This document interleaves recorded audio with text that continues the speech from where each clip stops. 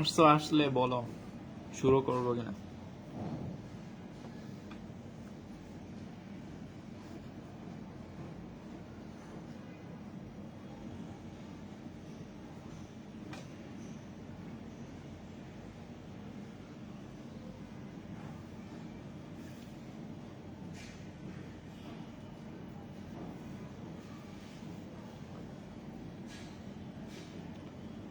আচ্ছা দেখো, গতকাল কয়েকটা নিয়ম ছিল না যে তোমার অ্যাসার্টিভ সেন্টেন্সকে কিভাবে ন্যারেশন করতে হয়, সব নিয়মগুলো তো বলে দিচ্ছে গতকাল।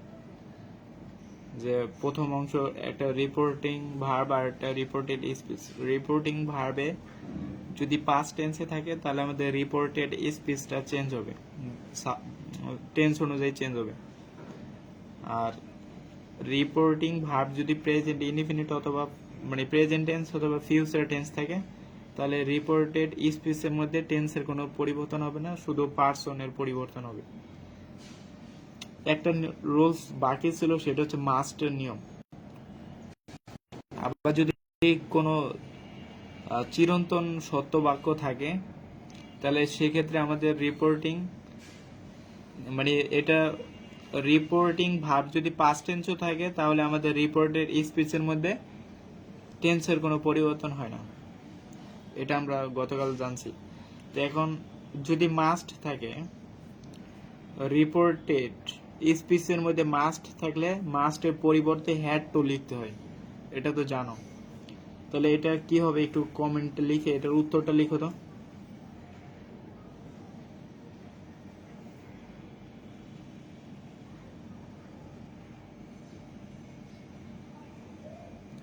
এখানে লেখা আছে the teacher said to the boy you must read this.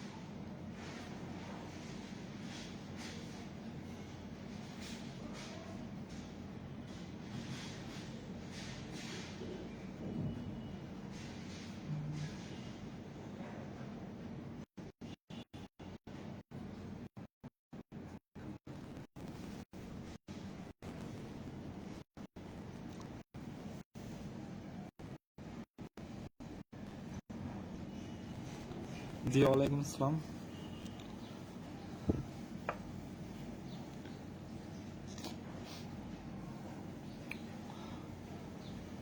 The teacher told the boy that he হিটার পর কি দেখনা। ও আচ্ছা,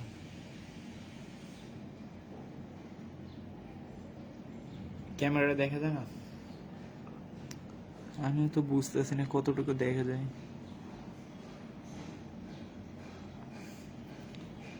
এখানে লিখছি যে you must read this, you must read this.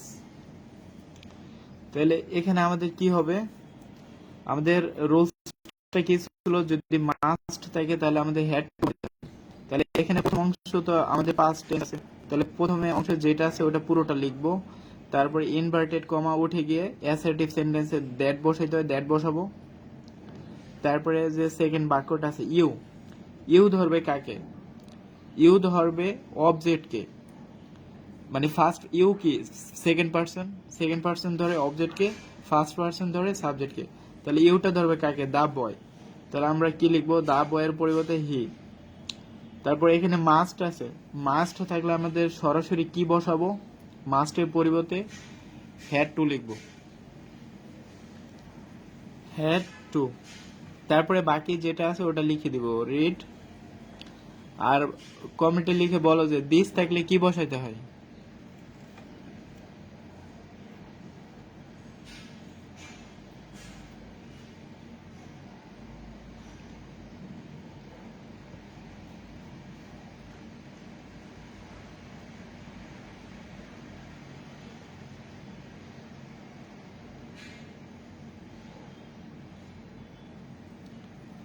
This থাকলে আমরা দ্যাট লিখবো, ঠিক আছে?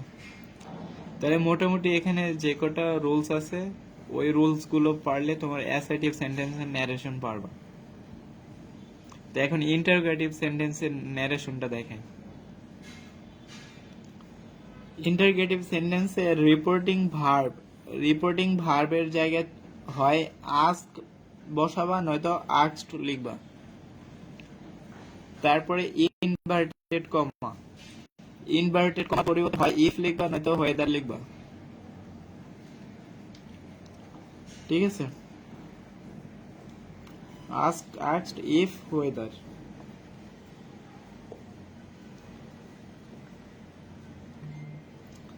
তাহলে আমি একটা উদাহরণ দেই, এটা বলো কিভাবে হবে। আর টেন্সের পরিবর্তনটা কিন্তু সবসময় একই থাকবে।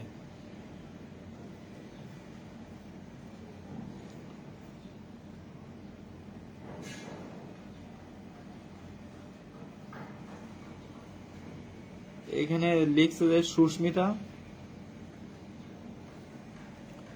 Susmita said to Nila, will you go to college?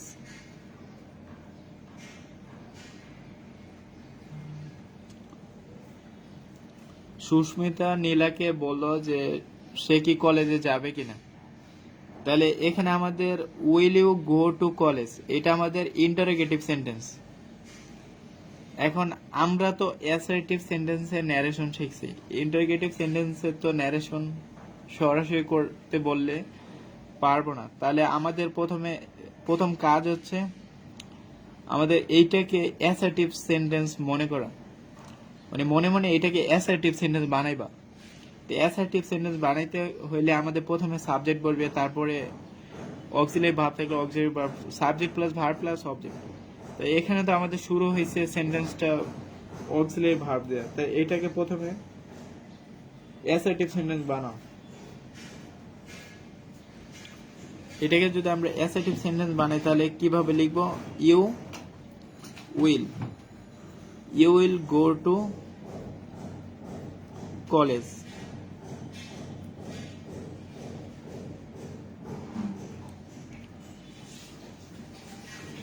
এইটা হচ্ছে মনে মনে বানাইবা, কিন্তু উত্তর লিখবা এইটারই, ঠিক আছে?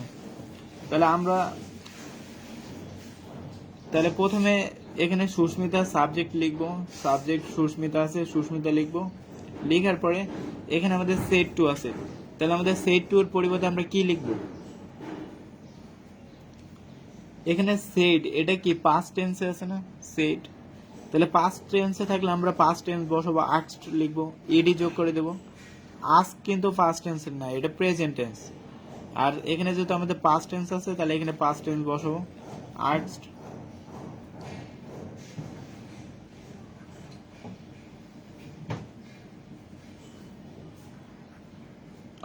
নীলা। এখন এখানে আমাদের ইনভার্টেড কমা আছে, তাহলে ইনভার্টেড কমা উঠে গিয়ে আমাদের কি বসবে? ইফ বসবে নয়তো ওয়েদার বসবে।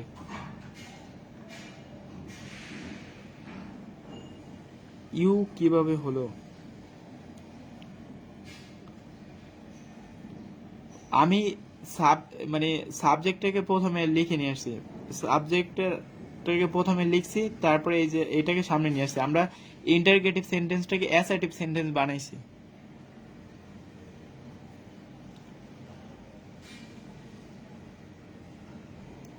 আমাদের ইন্টারগেটিভ সেন্টেন্স কিন্তু সরাসরি ন্যারেশনে নাই, ইন্টারগেটিভ সেন্টেন্সটাকে প্রথমে অ্যাসার্টিভ সেন্টেন্স বানাইতে হয়।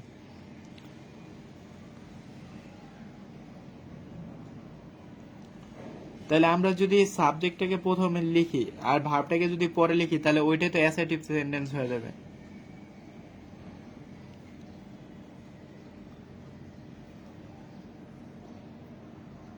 উইলটাকে ইউর পরে বসাই দিয়েছি শুধু।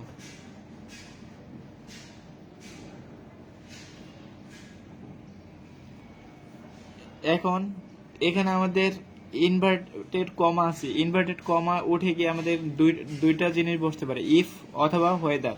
তো এখন আমরা এখানে কি বসাবো? ইফ বসাই,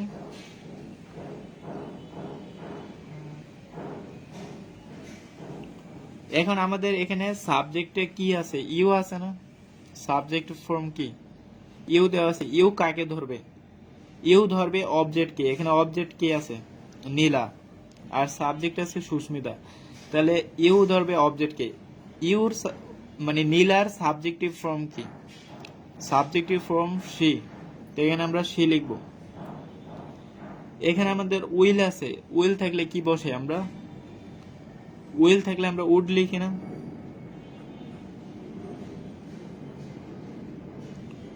এখানে গো আছে, গো লিখবো, টু কলেজ, বাকি অংশ লিখে দেব। তাহলে আমাদের চেঞ্জ হবে শুধু এই ভার্বের এখানে, আর হচ্ছে এইটাকে প্রথমে ইন্টারগেটিভ সেন্টেন্স থাকলে আমাদের প্রথমে অ্যাসার্টিভ সেন্টেন্স বানাইয়া তারপরে আমাদের ন্যারেশনটা করতে হবে। তাহলে আমি আরেকটা উদাহরণ দেই।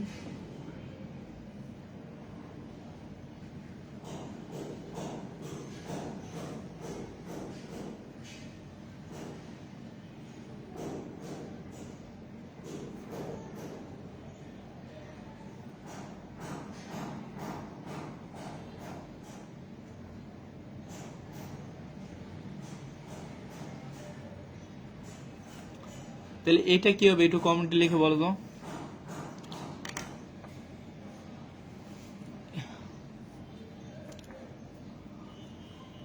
আচ্ছা আমি তোমাদের নামে লিখে দিই এখানে, মারিয়া আর হচ্ছে সুমাইয়া। তো এখানে লিখে দেয় যে Sumaiya, Sumaiya said to Mariya, do you take tea. তো এটা ন্যারেশন করো।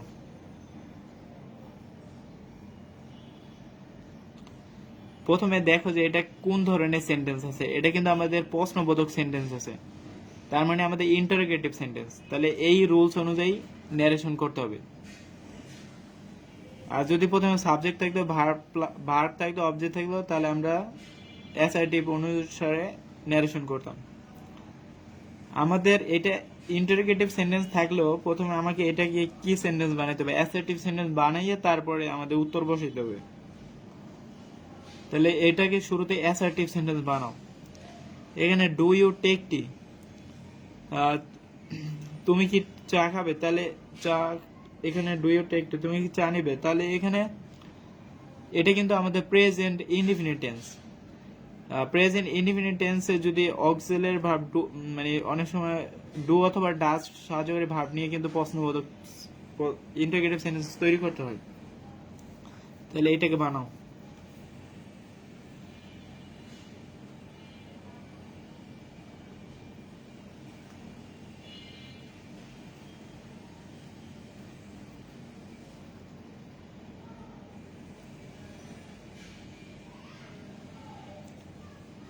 এটা কি হবে? এটার অ্যাসার্টিভ সেন্টেন্স হবে ইউ টেক টি।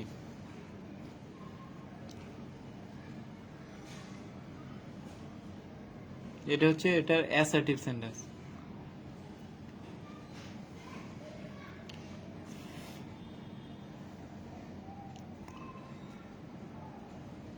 এখন তাহলে আমরা এই অংশটা কিভাবে লিখবো? প্রথমে লিখবো যে সুমাইয়া, সুমাইয়া সেড টু এর পরিবর্তে লিখবো আস্কড। তারপর এখানে মারিয়া আছে, মারিয়া লিখে দাও। এখানে ইনভার্টেড কমা আছে, ইনভার্টেড কমা উঠে গিয়ে ইফ অথবা ওয়েদার বসে, তাহলে আমরা এখানে ইফ বসাবো। সুমাই আস্ক, এখানে আস্ক কেন হবে? আস্ক তো এটা মানে ভি ওয়ান ফর্ম, এখানে তো আমাদের ভি টু ফর্ম আছে, ভি টু ফর্ম বসলে এখানে ভি টু হবে না?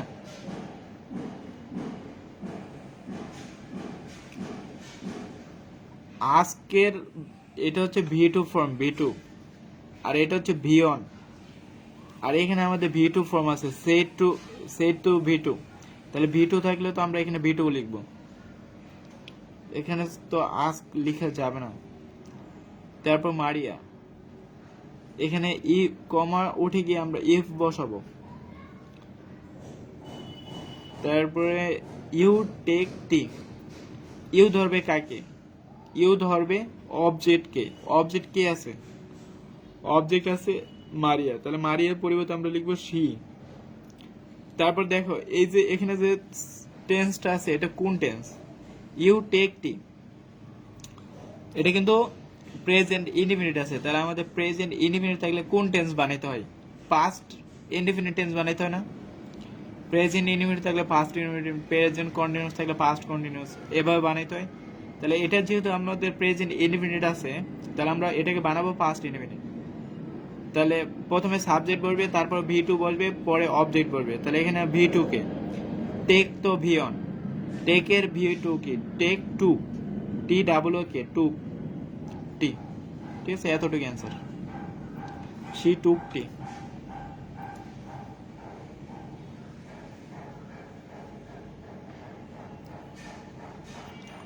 তাহলে আরেকটা এক্সাম্পল দিচ্ছি, এটা করো। সুমাইয়া said to Maria,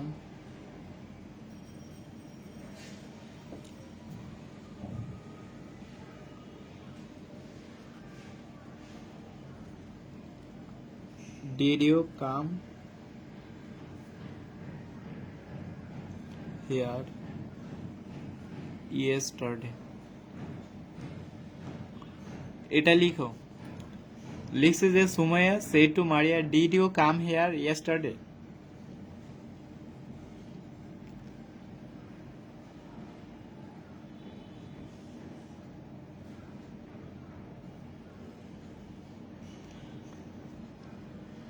আমরা জানি পাস্ট ইনডিফিনিটে কিন্তু ডিড দ্বারা প্রশ্ন করা হয়।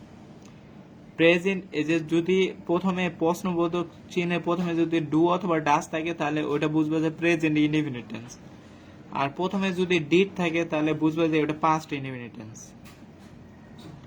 তাহলে আমাদের ন্যারেশন পাস্ট ইনডিফিনিট থাকলে কি করতে হয়? পাস্ট ইনডিফিনিট থাকলে পাস্ট পারফেক্ট টেন্স বানাইতে হয়।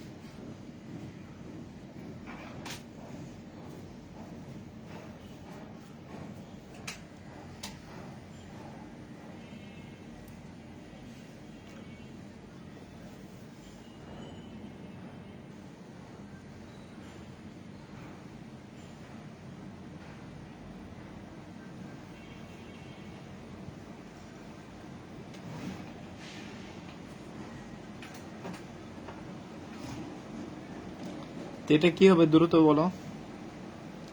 সুমাইয়া সেড টুর পরিবর্তে কি লিখবো?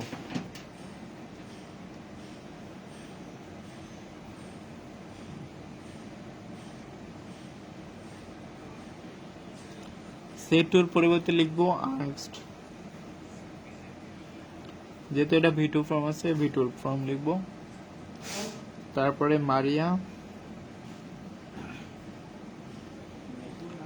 এখানে ইনভার্টেড কমা উঠে গিয়ে ইফ বসাবো, ইফ, দেন এটাকে আমরা প্রথমে অ্যাসার্টিভ সেন্টেন্স বানিয়ে নিব। এটার অ্যাসার্টিভ সেন্টেন্স কি হবে? এটার অ্যাসার্টিভ সেন্টেন্স হবে you came, came, you came here yesterday, এটা হবে এটার অ্যাসার্টিভ সেন্টেন্স। এখানে কাম আছে, কামটা কিন্তু ভি অন আর কেমটা ভি টু, তাহলে এটা যেহেতু পাস্ট ইনডিফিনিটে প্রশ্ন করছে, এটা অ্যাসার্টিভ হবে পাস্ট ইনডিফিনিটের স্ট্রাকচার অনুযায়ী। প্রথমে সাবজেক্ট, তারপর ভি2 প্লাস অবজেক্ট। তাহলে ইফ ইউ ধরবে কাকে? ইউ ধরবে অবজেক্টকে, মারিয়াকে। তাহলে এখানে সি, আর এটা যেহেতু পাস্ট ইনডিফিনিট টেন্সে আছে, তাহলে আমাদের বানাইতে হবে পাস্ট পারফেক্ট। তাহলে পাস্ট পারফেক্টের সূত্রটা কি? সাবজেক্ট প্লাস হ্যাড প্লাস ভি3 প্লাস অবজেক্ট। তাহলে সি এর পরে একটা হ্যাড বসবে, হ্যাড, সি হ্যাড, হ্যাডের পরে ভি3, ভি3 কাম, কেম, কাম, কামের ভি3 কামি। তাহলে he had come here, here থাকলে কি বসাইতে হয়?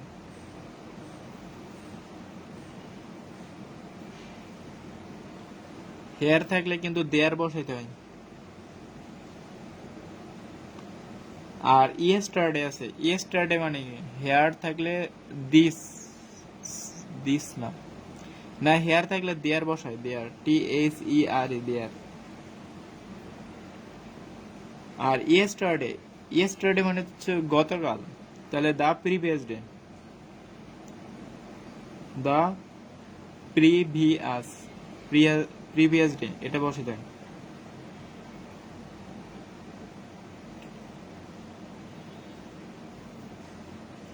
তারা দেখো এই মানে ইন্টারোগেটিভ, তুমি দেখো টেন্সের মানে টেন্সের যে পরিবর্তনটা, ইনভার্টেড কমার মধ্যে টেন্সের পরিবর্তনটা পারলে তুমি যে কোনো ন্যারেশন পারবা। এটা হচ্ছে 1 নম্বর শর্ত, যে আমাদের প্রথমে দেখতে হবে যে ইনভার্টেড কমার ভিতরে আমাদের কোন টেন্স আছে।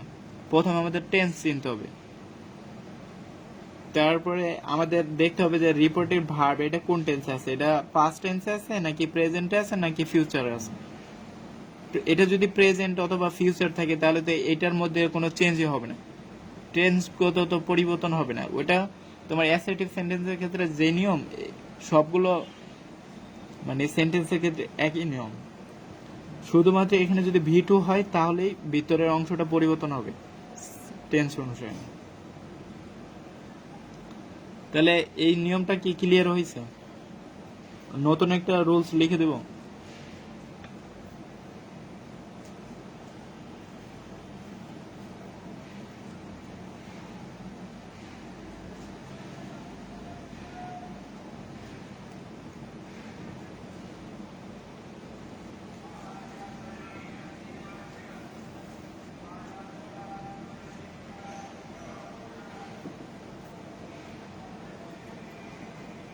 কিছু শব্দ লিখো খাতায়, যে প্রথমে লিখো হু, তারপর হুইস, হুইস হট, হোয়েন, হুম, হোয়ার,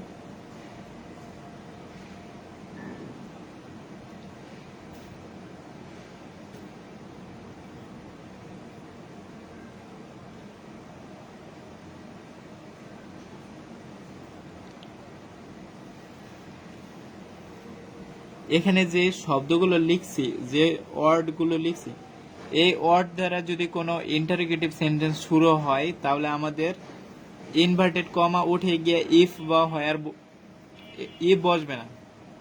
ঠিক আছে, এটা হচ্ছে রুলস। যে কোনো বাক্য যদি who, whose, what, when, where, why, how এসব অর্থাৎ WH ওয়ার্ড দ্বারা কোনো প্রশ্ন করা হয়, WH ওয়ার্ড দ্বারা কোনো প্রশ্ন করলে আমাদের রিপোর্টেড স্পেসে ইনভার্টেড কমা উঠে গিয়ে ইফ অথবা ওয়েদার বসবে না। তাহলে আমি একটা প্রশ্ন লিখতেছি,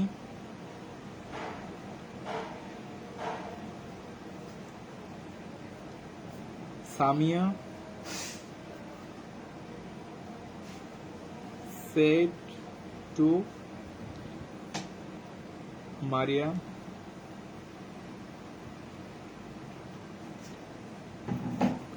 where did you go yesterday?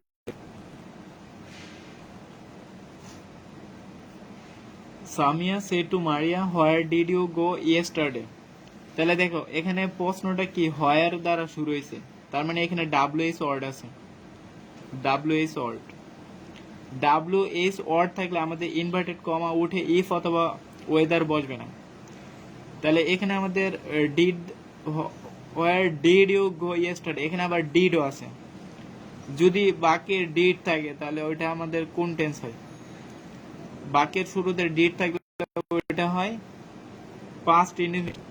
বাক্যের শুরুতে যদি ডু অথবা ডাস থাকে ওইটা হয় প্রেজেন্ট ইনডিফিনিট।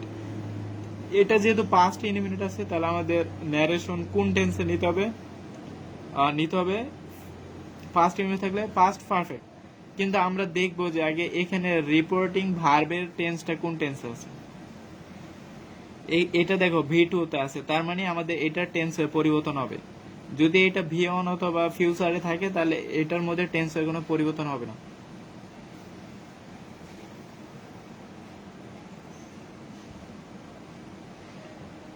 তাহলে প্রথমে কি লিখবো? প্রথমে এটা পুরোটা লিখো, সামিয়া সেড টু এর পরিবর্তে আস্কড লিখবো, তারপর মারিয়া। এখন এখানে কি আমরা ইফ লিখবো? আমরা তো জানি যে ইন্টারোগেটিভ সেন্টেন্সে ইফ বসাইতে হয়, তাহলে এখানে কি ইফ লেখা যাবে?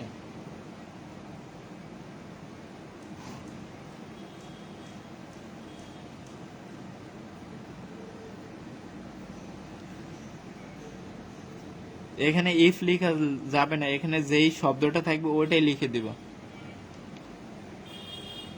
তারপরে এখানে যে আমাদের সেন্টেন্সটা আছে এটাকে প্রথমে অ্যাসার্টিভ সেন্টেন্স বানাবা। অ্যাসার্টিভ সেন্টেন্স বানাইলে কি হবে? এটা যেহেতু ডিড পাস্ট ইনডিফিনিট টেন্স, তাহলে এটাকে যদি আমরা মানে ইন্টারোগেটিভ থেকে অ্যাসার্টিভে নেই তাহলে হবে ইউ গো এর V2 ফর্ম কি? You went yesterday. এটা হবে এইটার V2 মানে এটার অ্যাসার্টিভ সেন্টেন্স। এটা হচ্ছে ইন্টারোগেটিভ, এটা অ্যাসার্টিভ। তাহলে ইউ আছে, ইউ ধরবে কাকে?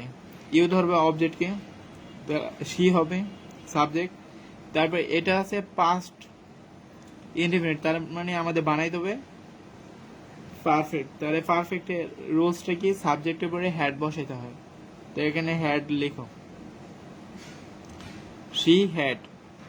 পরে এই ভার্বের V3 ফর্ম গো ওয়েন্ট গন, গো এর V3 ফর্ম হচ্ছে গন, তাহলে এখানে হ্যাড গন। তারপরে আছে ইয়েস্টারডে। ইয়েস্টারডে থাকলে কি হবে? ইয়েস্টারডে থাকলে দা প্রিভিয়াস ডে, এখানে লিখে দাও দা প্রিভিয়াস ডে।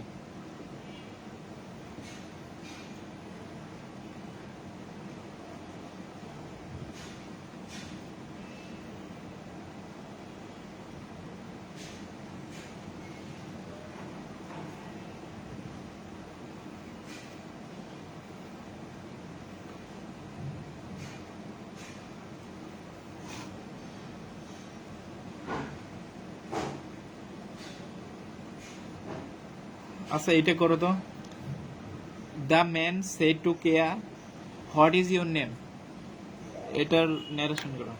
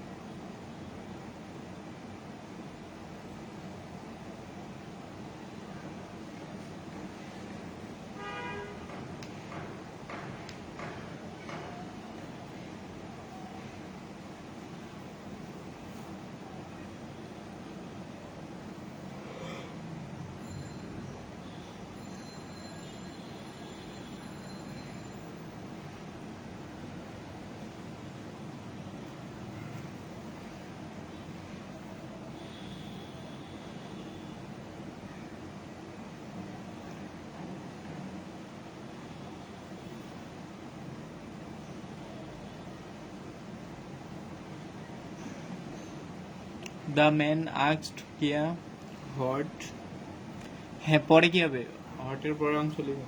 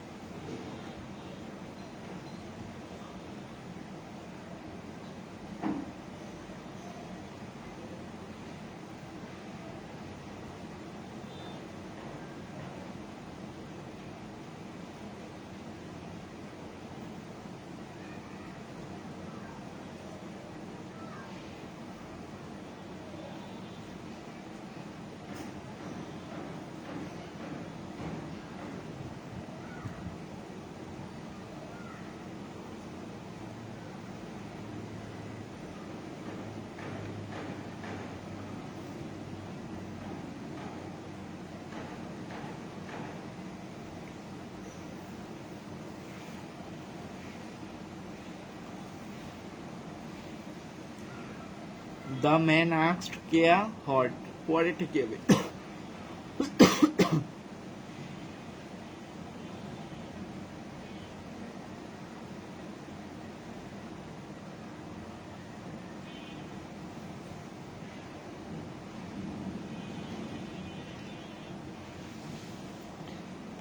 এখানে যে বলছে যে হোয়াট ইজ ইউর নেম, এখানে কি কোনো সাবজেক্ট আছে বাক্যে? এখানে তো ডিরেক্ট প্রশ্ন করছে যে তোমার নাম কি, হোয়াট ইজ ইউর নেম, তাহলে এখানে সাবজেক্ট কোনটা? প্রথমে আমাদের অ্যাসার্টিভ সেন্টেন্সে প্রথমে সাবজেক্ট বসে না, হোয়াট এর পরে সাবজেক্ট লিখতে হয়। তাহলে হোয়াট ইজ ইউর নেম, কার নাম, মানে তোমার নাম, তাহলে এইটা প্রথমে লিখতে হবে যে হোয়াট ইউর, ইউর কাকে ধরবে, ইউ ধরবে অবজেক্টকে, অবজেক্ট কি কেয়া, তাহলে এখানে লিখবা যে হট পরে হার, ওই যে ইউরের ফর্ম কিন্তু হার হবে, কারণ শি, শি হচ্ছে সাবজেক্টিভ ফর্ম, শি এর অবজেক্টিভ ফর্ম কি শি হার, তারপরে আরেকটা ফর্ম যে ওই যে আমরা লিখছিলাম যে হি হিম হিজ, এটা লিখছিলাম না 3 নম্বর ফর্ম, এই শি এর 3 নম্বর ফর্ম হলো her, she her her, he him his, তারপরে I me my, I me my, my হচ্ছে 3 নম্বর ফর্ম। এটার একটা চার্ট মুখস্থ করতে হবে, তাহলে মানে সমস্যা হবে না যে কোনটার সাথে কোনটা বলবে। এখানে যেহেতু আমাদের ইউর বসছে, ইউর ধরবে অবজেক্টের, অবজেক্ট কি আছে কেয়া, তাহলে কেয়ার 3 নম্বর ফর্ম আছে হার, আর ইউ ইউ ইউ তারপর হচ্ছে your, you you your, you subjective form, you আবার অবজেক্টিভ ফর্ম, ইউ হচ্ছে 3 নম্বর ফর্ম, তাহলে ইউর থাকলে আমাদের হার বসে দেবে, তাহলে হার নেম, তো এখানে লিখবো হট হার নেম, এটা যেহেতু ইজ আছে প্রেজেন্ট ইনডিফিনিট টেন্সে আছে, তাহলে প্রেজেন্ট ইনডিফিনিট থাকলে আমরা পাস্ট ইনডিফিনিট বানাই, তাহলে এটা কি হবে, ইজ থাকলে কি হয়ে যাবে অজ। পরেরটা দেখো, he said to me which book do you want, যে তুমি কোন বইটা চাও, তাহলে এখানে আমাদের প্রথম অংশটা যেটা ওটা লিখবা, এখানে আস্কড লিখবা, তারপর মি, এখানে যেহেতু ডাব্লিউএস ওয়ার্ড আছে তার মানে এখানে ই বসানো যাবে না, হুইস আছে হুইস লিখে দিবা, তারপরে বুক ডু ইউ ওয়ান্ট, হুইস বুক, তাহলে এই পুরোটা একসাথে লিখবা যে হুইস বুক ডু ইউ ওয়ান্ট, তাহলে এখানে সাবজেক্ট কোনটা, ইউ না, ইউটা সাবজেক্ট, ইউ ধরবে কাকে, অবজেক্টকে, তাহলে ইউর সেকেন্ড পারসন অবজেক্টকে ধরবে, অবজেক্ট আছে কি মি আছে, তাহলে মি এর সাবজেক্ট কি আই, তাহলে এখানে প্রথমে লিখবে আই, আই ডুটা তো উঠে যাবে, তাহলে ডু, ডু দিয়ে দ্বারা যেহেতু প্রশ্ন করা হয়েছে তার মানে এটা আমাদের প্রেজেন্ট ইনডিফিনিট টেন্স, তাহলে বানাইতে হবে পাস্ট ইনডিফিনিট, তাহলে এখানে পাস্ট ইনডিফিনিটের স্ট্রাকচার হচ্ছে সাবজেক্ট প্লাস ভিটো, তো এখানে সাবজেক্ট তো আই পেয়ে গেছি আর আমাদের ভিটো দরকার, তাহলে ওয়ান্টের ভিটোকে,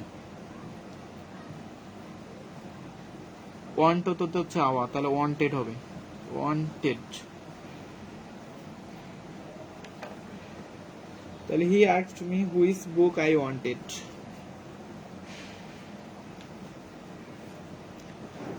এই দুইটাই তোমার এস ইন্টারগেটিভ এর রোল ছিল, যে ডাব্লিউএস দ্বারা যদি প্রশ্ন করে তাহলে একভাবে করব, ইফ বসাবো না, ইফ ওয়েদার বসাবো না। আর যদি ইন্টারগেটিভ মানে অন্যভাবে থাকে, ডাব্লিউএস দ্বারা প্রশ্ন না করে যদি মূল ভার্ব অথবা অক্সিলারি ভার্ব দ্বারা প্রশ্ন করা হয়, অক্সিলারি ভার্ব দ্বারা প্রশ্ন করা হলে আমরা ওই নিয়মে করব। আর যেভাবে থাকুক আমাদের প্রথমে সেন্টেন্সটাকে অ্যাসার্টিভ সেন্টেন্স বানায় তারপরে নারেশন করতে হবে। তাহলে আমাদের আবার ইন্টারগেটিভ থেকে কিভাবে অ্যাসার্টিভ সেন্টেন্স বানাইতে হয় সেটাও কিন্তু জানতে হবে, সেটা না জানলে কিন্তু আবার সমস্যা। তবে প্র্যাকটিস করতে করতে ইজি হয়ে যাবে। তাহলে ইন্টারগেটিভ কি প্রবলেম সমস্যা হয়েছে, সমাধান বলো।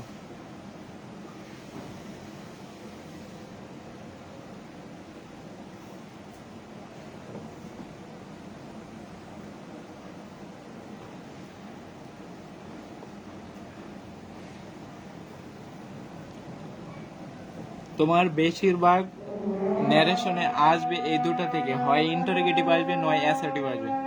আর ইম্পারেটিভ, এক্সক্লেমেটরি এগুলো আসে কিন্তু কম আসে।